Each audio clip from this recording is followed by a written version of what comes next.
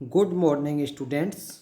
Myself, Dr. Bharat Singh Meena from government college Kota. आज हम chemical bonding first में covalent bond के अंतर्गत हाइब्रिडाइजेशन के डिफरेंट टाइप्स के बारे में डिस्कस करेंगे। इससे पहले हमने प्रीवियस लेक्चर में हाइब्रिडाइजेशन के डिफरेंट टाइप्स में ही कुछ टाइप्स का अध्ययन किया था, जिसमें फर्स्ट था sp hybridisation, second sp2 and third था sp3 हाइब्रिडाइजेशन। उसी टाइप्स को हम कंटिन्यू करते हुए आज हम जो हाइब्रिडाइजेशन का टाइप पढ़ने जा रहे हैं वो है dsp2 हाइब्रिडाइजेशन या dsp2 संकरण। जैसा कि हाइब्रिडाइजेशन के नाम से ही आपको ये पता चल जाता है कि इसमें कौन कौन से ऑर्बिटल्स पार्टिसिपेट करेंगे और कितनी संख्या में पार्टिसिपेट करके नए हाइब्रिड ऑर्बिटल्स बनाएंगे। आप यहाँ ध्यान से देखें, यहाँ पर dsp2 का मतलब है कि एक तो d ऑर्बिटल पार्टिसिपेट करेगा, एक s ऑर्बिटल पार्टिसिपेट करेगा एंड दो p ऑर्बिटल हाइब्रिडाइजेशन में पार्टिसिपेट करके जितनी संख्या में, जैसा कि संकरण के नियम में आपको ये बताया गया था कि जितनी संख्या में संकरण में कक्षक भाग लेंगे उतनी ही संख्या में संकरित कक्षकों का निर्माण होगा। तो यहाँ 4 ऑर्बिटल पार्टिसिपेट कर रहे हैं तो 4 ही नए संकरित कक्षक का निर्माण होगा। आप देखिए यहाँ d एक ऑर्बिटल भाग ले रहा है तो d ऑर्बिटल में भाग ले रहा है।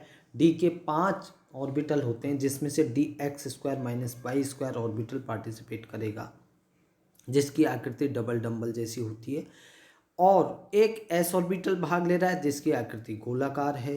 एक 2 p ऑर्बिटल भाग ले रहे हैं जिसमें एक x है और दूसरा y है, जिनकी आकृति दोनों की अक्ष अलग अलग होती हैं लेकिन आकृति सेम होती है, दोनों की ही डंबल जैसी है। लेकिन जैसे ही संकरण से पहले इन चारों की आकृति आपको अलग अलग दिखाई दे रही है, लेकिन संकरण के नियम में जैसा कि आपको याद है कि संकरण होने के बाद जो संकरित कक्षक बनेंगे उनकी चारों की आकृति एक समान होगी। तो आप ये देखिए, इन चारों की आकृति संकरण से पहले और संकरण के बाद, संकरण से पहले आपको अलग अलग दिखाई देती है लेकिन संकरण के बाद चारों ऑर्बिटल एक जैसे हैं और 4 पार्टिसिपेट किया था ऑर्बिटल्स ने तो 4 ही नए संकरित कक्षकों का निर्माण हुआ है। तो इस प्रकार dsp2 संकरण का आपको किस प्रकार से हाइब्रिडाइजेशन होता है ये आपको ये बताया गया है।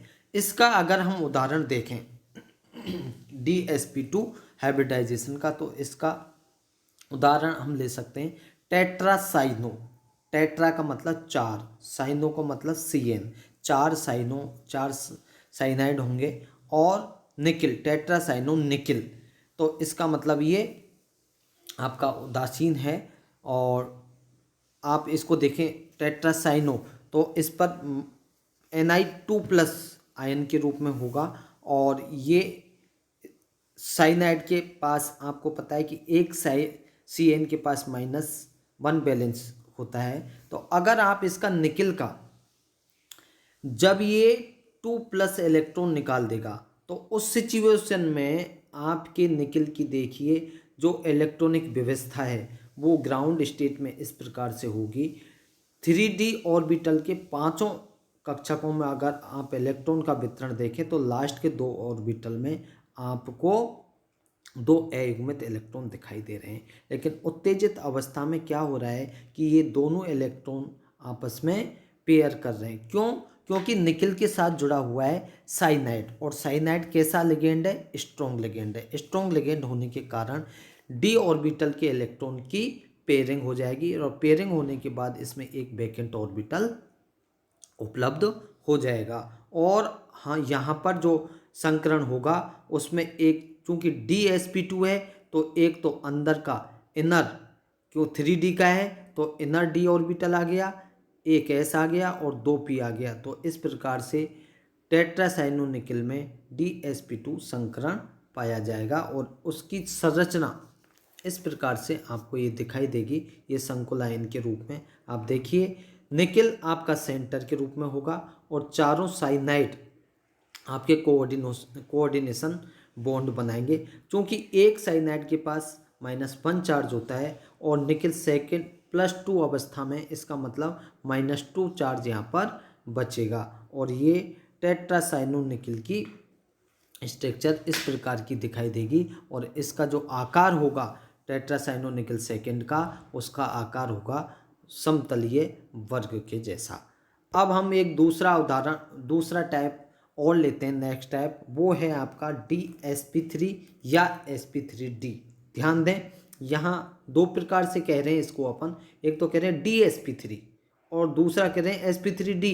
तो इसका मतलब ये नहीं है कि इसको ऐसे ही लिख दिया DsP3 लिख दो चाहे sp3d लिख दो, नहीं। इसका मतलब ये है DsP3 है तो इसका मतलब जो d ऑर्बिटल है वो इनर ऑर्बिटल में से भाग ले रहा है और sp3d का मतलब है कि जो d ऑर्बिटल है वो आउटर d ऑर्बिटल संकरण में भाग ले रहा है। तो इसका मतलब दो प्रकार से ये हाइब्रिडाइजेशन कर सकता है। आप देखेंगे सभी के संकरण में आपको ये पता चल जाएगा कि टोटल कितने ऑर्बिटल तो संकरण में भाग लेंगे और कौन कौन से ऑर्बिटल भाग लेंगे ये भी आपको पता चल जाएगा। अब देखिए यहाँ भी DsP3 से आप आसानी से पता लगा सकते हैं। संकरण के नियमों में बताया गया था कि उसकी संख्या उस ऑर्बिटल्स के बारे में बताती है कि कितने ऑर्बिटल्स पार्टिसिपेट करेंगे।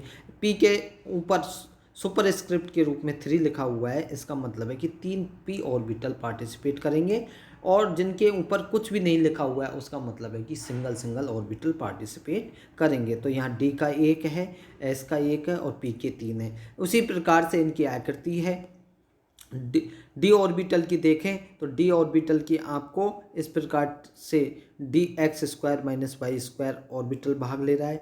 पी के 3 ऑर्बिटल भाग ले रहे हैं तो x y z तीनों ही ऑर्बिटल काम आ रहे हैं। एस का 1 ऑर्बिटल है और चारों संकरण के बाद एक समान आकृति आपको संकृत की दिखाई दे रही है। और इसकी आकृति कैसी दिखाई दे रही है? वर्गाकार पिरामिडीय। ये देखियो पिरामिड के जैसे दिखाई दे रहा है, इसलिए इसको कह रहे हैं वर्गाकार। वर्गाकार तो है लेकिन इसके साथ भी ये एक पिरामिड जैसा जुड़ा हुआ है, इसलिए इसका नाम है वर्गाकार पिरामिडीय आकृति में sp3d संकरण। और इसका अगर आप उदाहरण लें तो इसका है पेंटासाइनो निकलेट सेकेंड। यहाँ भी निकिल सेकेंड ऑक्सीडेशन स्टेट में है। और इस प्रकार से इस आधार पर इसकी जो आकृतियाँ हैं वो दो प्रकार की बनेंगी। एक तो कैसी बनेगी? जब एक dx² - y², एक s और 3 p कक्षक संकरण में भाग लें तो वहाँ पर जो आकृति बनेगी वो तो इस प्रकार से आपकी आकृति बनेगी वर्गाकार पिरामिडीय। और इस संकुल की अगर आप संरचना देखें तो ये आपकी संरचना है पेंटासाइनो निकिल सेकेंड की। ये इस प्रकार से आपको संरचना भी दिखाई दे रही है। दूसरा जो है, दूसरे में जो आकृति बनेगी वो इस प्रकार से बनेगी। वहाँ भी आपके एक s 3 p और एक d ऑर्बिटल भाग लेगा, लेकिन यहाँ जो d ऑर्बिटल भाग लेगा वो पहले वाले टाइप्स की तुलना में डिफरेंट लेगा, अर्थात यहाँ dz² ऑर्बिटल पार्टिसिपेट करेगा। और इसकी जो आकृति बनेगी वो बनेगी त्रिकोण द्विपिरामिडीय। इसकी आकृति इस प्रकार से बनेगी त्रिकोण। ये त्रिकोण के जैसा दिखाई दे रहा है, ये त्रिकोण है और दो पिरामिड, एक इधर है और एक इधर है, इसलिए इसकी आकृति बनेगी त्रिकोण द्विपिरामिडीय, ट्राइगोनल बाइपिरामिड। ठीक है। और इसमें तीनों कक्षक एक ही तल में 120 डिग्री के कोण पर त्रिभुजाकार में होंगे, क्योंकि ये तीनों कक्षक एक ही तल में हैं और 120 डिग्री के त्रिभुजाकार में का कोण ही बनाते हैं। जबकि शेष जो दोनों पिरामिड के रूप में वो 90 डिग्री का कोण बना रहे हैं लंबवत। जो परमाणु का नाभिक है त्रिभुज के केंद्र में, उसके वो लंबवत बनाते हैं। और त्रिभुजाकार के तीनों कक्षकों को हम क्या कह सकते हैं? भूमध्यीय संकर कक्षक, क्योंकि भूमध्य के रूप में है, अर्थात इसको इक्वाटोरियल हाइब्रिड ऑर्बिटल्स भी कहते हैं। और लंबवत जो कक्षक हैं शेष दोनों, उनको कहेंगे अक्षीय या एक्सियल हाइब्रिड ऑर्बिटल्स। और इसका अगर आप उदाहरण देखें तो इसका उदाहरण है PCl5 का उदाहरण देखें। और इसमें PCl5 में अगर फास्फोरस का एटॉमिक नंबर है 15 और इसका इलेक्ट्रॉनिक विन्यास देखेंगे तो आपको इस प्रकार से दिखाई देगा। और ये इलेक्ट्रॉनिक विन्यास अगर एक्साइटेड स्टेट में आप देखेंगे तो एक्साइटेड स्टेट में आपका जो 3 है ग्राउंड स्टेट का 3s2 था वो भी अयुग्मित इलेक्ट्रॉन के रूप में कन्वर्ट हो जाएगा। और 3d(z)² में जो 0 इलेक्ट्रॉन आपको ग्राउंड स्टेट में दिखाई दे रहा था वो p की एक्साइटेड स्टेट में एक अयुग्मित इलेक्ट्रॉन के रूप में बन जाएगा। और इस प्रकार से इसकी जो आकृति होगी वो इस प्रकार से दिखाई देगी, एक s 3p और एक d ऑर्बिटल का dz² ऑर्बिटल पार्टिसिपेट करेगा और त्रिकोण द्विपिरामिडीय स्ट्रक्चर के रूप में sp3d संकरण का निर्माण होगा, जिसमें भूमध्य में 120 डिग्री एंगल होगा और अक्षीय में 90 डिग्री का कोण आपको देखने को मिलेगा। इसी प्रकार से अगर आप POCl3 की देखें तो POCl3 अणु में भी फास्फोरस परमाणु अपने D कक्षक का उपयोग करके पाई बंध बनाता है और sp3 संकरण के कारण फास्फोरस परमाणु तीनों क्लोरीन एवं एक ऑक्सीजन के साथ 4 सिग्मा बंध बनाएगा। 3 तो क्लोरीन और एक ऑक्सीजन के साथ 4 सिग्मा बंध बनाएगा, जबकि एक D कक्षक का ऑक्सीजन P कक्षक के एक D पाई P पाई बंध बनाएगा। इस प्रकार से इसकी जो आकृति होगी वो चतुष्फलकीय आकृति में POCl3 का अणु बनेगा। आप ये देखिए POCl3 का अणु इस प्रकार से बनाएगा। ये फास्फोरस 3 Cl के साथ सिग्मा बंध बना रहा है, एक ऑक्सीजन के साथ सिग्मा बंध बना रहा है, टोटल 4 सिग्मा बंध बना रहा है और ये इसका D पाई P पाई बंध का निर्माण हो रहा है।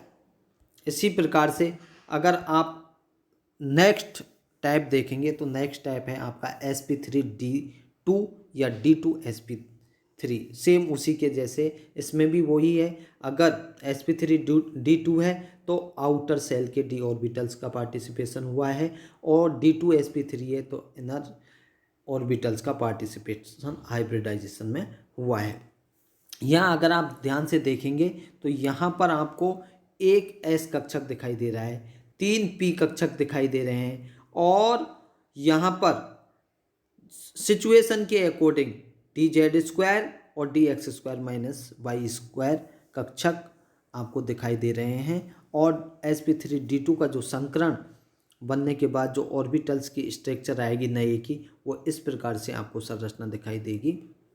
और आपको अगर इसका उदाहरण देखें तो और इसकी जो एक और ख़ास बात है कि ये जो स्ट्रक्चर बनेगी वो सिमेट्रिकल अष्टफलकीय आकार में होगी और इस स्ट्रक्चर में 4 भूमध्य कक्षक होंगे। आप देखिए 4 आपको भूमध्य, 1 2 3 और 4, ये चारों के चारों भूमध्य कक्षक हैं और एक ही तल में वर्गाकार के कोनों पर ओरिएंटेड हैं, जबकि शेष 2 कक्षक आपको अक्षीय या अक्षीय कक्षक के रूप में जो वर्ग है, ये वर्ग आपको दिखाई दे रहा है, ये वर्गाकार है, इसके ऊपर ये लंबवत के रूप में ऊपर एवं नीचे सिचुएटेड होते दिखाई देंगे। अगर इसका हम उदाहरण देखें तो इसका एक तो है SF6, वो भी इसी का उदाहरण है sp3d2 का। नेक्स्ट है IF5, ये भी इसी का एग्जाम्पल है sp3d2 का। और लास्ट अगर इसका उदाहरण देखें तो ये है आपका XeF4, ये भी इसी का उदाहरण है। आप देखें SF6 में, SF6 का अगर सल्फर का आप इलेक्ट्रॉनिक विन्यास देखेंगे तो ग्राउंड स्टेट में आपको इस प्रकार से इलेक्ट्रॉनिक विन्यास दिखाई देगा और इसके 3p ऑर्बिटल में 2 अयुग्मित इलेक्ट्रॉन दिखाई देंगे, लेकिन एक्साइटेड स्टेट में इसके 3s और 3p और में से पेयर्ड इलेक्ट्रॉन मूव करके 3d में चले जाते हैं तो यहाँ पर टोटल अयुग्मित इलेक्ट्रॉन की संख्या 6 हो जाती है। और इस प्रकार से जो आपका हाइब्रिडाइजेशन होने के बाद जो स्ट्रक्चर बनती है उसमें 6 अयुग्मित इलेक्ट्रॉन होते हैं और इस प्रकार से 6 नए कक्षक बनेंगे और 6 कक्षकों में फ्लोरीन के कौन से कक्षक भाग लेंगे, pz कक्षकों के साथ ओवरलैपिंग करके 6 सिग्मा बंध बनेंगे यहाँ। और SF6 का ये देखिए आप अष्टफलकीय स्ट्रक्चर देखिए, सममित अष्टफलकीय है, जिसमें 4 तो भूमध्यीय हैं और 2 इसके लंबवत अक्षीय हैं। इसी प्रकार से अन्य उदाहरण देख सकते हैं। IF5 में केंद्रीय परमाणु आयोडीन है और उसका अगर इलेक्ट्रॉनिक विन्यास देखेंगे तो उसका इलेक्ट्रॉनिक विन्यास होगा 1s2 से तो स्टार्ट होता है सभी का, 1s2 से स्टार्ट करके लास्ट में उसका होगा 5s2 5p5। तो आप देखें अगर ग्राउंड स्टेट में देखेंगे तो ग्राउंड स्टेट में इसके 5p के पास एक अयुग्मित इलेक्ट्रॉन है, लेकिन एक्साइटेड स्टेट में 5p के तीनों ऑर्बिटल अयुग्मित हो गए और इन 2 युग्मित इलेक्ट्रॉन जो ग्राउंड स्टेट में थे उनमें से भी इलेक्ट्रॉन मूव करके 5d में चला गया। तो टोटल यहाँ इलेक्ट्रॉन की संख्या 5s के पास युग्मित रही, बाकी 5p और 5d के पास अयुग्मित हो गई और टोटल ये संख्या भी यहाँ पर 6 है। इस प्रकार से IF5 में भी आपका sp3d2 संकरण है। और IF5 की अगर आप स्ट्रक्चर देखेंगे तो आपको इस प्रकार से दिखाई देगी, वर्ग पिरामिडीय, ये वर्गाकार है और इसमें पिरामिडीय इसलिए कि ऊपर नीचे पिरामिड के जैसे संरचना आपको दिखाई दे रही है। और इनका अगर बॉन्ड एंगल देखेंगे, बॉन्ड एंगल देखने पर आपको पता चलेगा कि इनके मध्य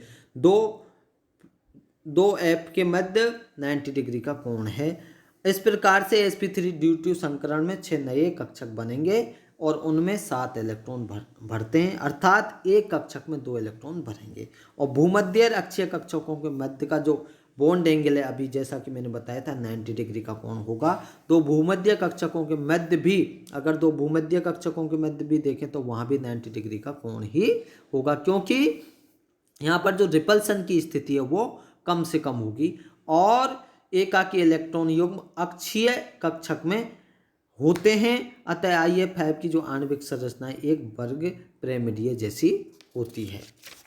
इसी प्रकार से अगर आप अन्य उदाहरण देखें XeF4 का, तो X जो जिनोन है उसका एटॉमिक नंबर होता है 54 और इसका इलेक्ट्रॉनिक विन्यास अगर देखेंगे 1s2 से स्टार्ट होकर लास्ट में 5s2 5p6 होता है। और ग्राउंड स्टेट में देखेंगे तो आपके 5s का पूरा एक कक्षक है, पेयर्ड है, 5p के तीनों कक्षक हैं, तीनों पेयर्ड हैं, 5d का पूरे पाँचों के पाँचों वैकेंट हैं। लेकिन जैसे ही एक्साइटेड स्टेट होगा 5p के इलेक्ट्रॉन क्या करेंगे, यहाँ पर ये मूव कर जाएंगे 5d में, तो 2 तो 5p के पास अयुग्मित हो जाएंगे और 2 5d के पास अयुग्मित इलेक्ट्रॉन हो जाएंगे। इस प्रकार XeF4 के केंद्रीय परमाणु जिनोन में sp3d2 संकरण से 6 नए कक्षक बनेंगे, उनमें 2 के पास एकाकी इलेक्ट्रॉन युग्म होंगे। आप देखिए या दोनों के पास, एक तो 5s के पास और एक 5p के पास अनपेयर्ड इलेक्ट्रॉन, पेयरिंग इलेक्ट्रॉन है, इसलिए ये एकाकी इलेक्ट्रॉन के रूप में प्रेजेंट रहेंगे। और ये दोनों किसके पास होंगे, अक्षीय के पास। जो ये देखिए 2 इलेक्ट्रॉन ऊपर दिखाई दे रहे हैं, 2 नीचे दिखाई दे रहे हैं, ये एकाकी इलेक्ट्रॉन पेयर हैं। और इसकी जो आकृति बनेगी XeF4 की वो बनेगी स्क्वायर प्लेनर के रूप में आपको ये स्ट्रक्चर आपको दिखाई दे रही है, वर्ग समतलीय। इसी प्रकार से आप अन्य उदाहरण भी देख सकते हैं। अन्य टाइप है इसका sp3d3। यहाँ भी आप इसके नाम से ही पता लगा सकते हैं कि टोटल हाइब्रिडाइजेशन में 7 कक्षक भाग लेंगे और 7 नए कक्षकों का निर्माण होगा। और इस प्रकार से एक S, 3p, 3dk, dxy, dxz और dyz ऑर्बिटल भाग लेके यहाँ पर पंचभुज द्विपिरामिडीय क्यों, क्योंकि 5 भुजाएं इसके 1 2 3 4 5 और द्विपिरामिडीय क्योंकि ऊपर और नीचे पिरामिड के जैसे, इसलिए ये पंचभुज द्विपिरामिडीय आकृति में है। लेकिन आप ध्यान रखें जो पंचभुजाकार है वो एक सम है, एक ही तल में है और इनके मध्य जो बॉन्ड एंगल है होगा वो 72 डिग्री का होगा और शेष दोनों लंबवत जो अक्षीय हैं उनके मध्य बॉन्ड एंगल 90 डिग्री का होगा। इसका उदाहरण आप देख सकते हैं IF7 और XeF6।